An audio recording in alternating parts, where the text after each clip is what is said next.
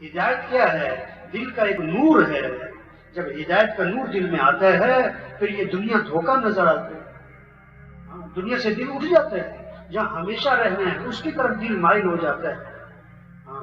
اور موت کی تیاری میں آدمی لگ جاتا ہے. پھر اعمال کی دوڑ لگتی ہے. پھر اعمال سے ہونے کا ذہن بنتا ہے. اور جب دل ہدایت کے نور سے خالی ہوتا ہے تو پھر مال کی دوڑ لگتی ہے. مال سے ہونے کا ذہن بنتا ہے. اور پھر دنیا میں فساد برپا ہوتا ہے. چوری، رشوت، دھوکہ، ظلم، خیانت، فراڈ. یہ کیوں ہے؟ مال سے ہونے کا ذہن. مال سے کام بنتا ہے. پھر چوری کرے گا، پھر رشوت لے گا، پھر دھوکہ دے گا، پھر خیانت کرے گا. ہدایت کا نور دل میں آئے. انبیاء اس لیے آئے. انبیاء کی بعثت کا مقصد انسانوں کو ہدایت ملے. ہر نماز کی ہر رکعت میں ہدایت کی دعا مانگنا ضروری ہے. اہدنا الصراط المستقیم، اللہ مجھے سیدھا راستہ دکھاؤ. رفتار ہے چونٹی کی اور منزل اور رخ صحیح ہے. اور رفتار ہے جہاز کی اور رخ غلط ہے. منزل پہ کون پہنچے گا؟ چونٹی کی رفتار والا کہ جہاز کی رفتار والا؟ جب ہدایت کا نور دل میں آتا ہے پھر رخ صحیح ہوتا ہے. آج رفتار بہت تیز ہے لوگوں کی، رخ غلط ہے. تبلیغ میں رخ صحیح کیا جا رہا ہے. جب ہدایت کا نور دل میں آئے گا تو پھر رخ اللہ کی طرف. کام بنانے والا کون ہے؟ اللہ. عزت دینے والا کون ہے؟ اللہ. حفاظت کرنے والا کون ہے؟ اللہ. ضرورتیں پوری کرنے والا کون ہے؟ اللہ. خوشیاں دینے والا کون ہے؟ اللہ.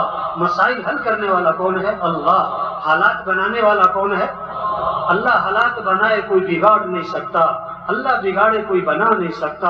اللہ عزت دے کوئی ذلیل نہیں کر سکتا. اللہ ذلیل کرے کوئی عزت نہیں دے سکتا. اللہ خوشیاں دے کوئی چھین نہیں سکتا. اللہ چھین لے کوئی دے نہیں سکتا.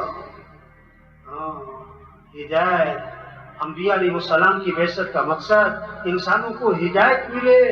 حضرت محمد مصطفیٰ صلی اللہ علیہ وسلم آخری نبی ہیں. قیامت تک کوئی نبی نہیں آئے گا. اب یہ محنت کہ سارے انسانوں کو ہدایت مل جائے، یہ محنت اللہ نے اس امت کو دی. ہمیں یہ تبلیغ، یہ بیان، یہ اجتماع، یہ کس لیے؟ کہ ہم اپنی حیثیت کو پہچانیں، ہم اپنی ذمہ داری کو پہچانیں، اپنی زندگی کے مقصد کو پہچانیں. ہم دنیا میں کس لیے آئے؟ مال کمانے نہیں آئے. حکومتیں حاصل کرنا یہ ہمارا کام نہیں ہے. ہم اس لیے نہیں آئے.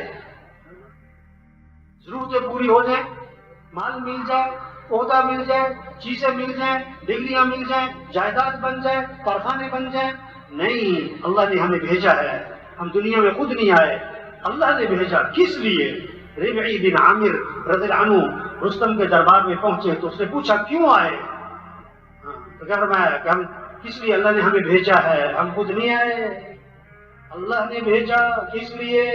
مال لینے نہیں، مال تمہیں مبارک. حکومت لینی نہیں، حکومت تمہیں مبارک. اللہ نے بھیجا کس لیے؟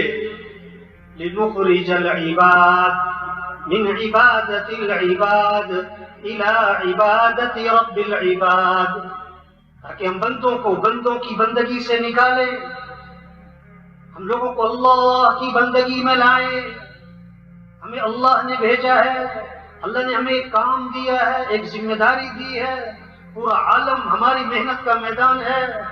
پہلے نبی آتے تھے کسی ایک قوم کے لیے، کسی ایک ملک، ایک زمانے کے لیے، اور حضرت محمد مصطفیٰ صلی اللہ علیہ وسلم نبی بن کر آئے پورے عالم کے لیے اور قیامت تک کے زمانے کے لیے.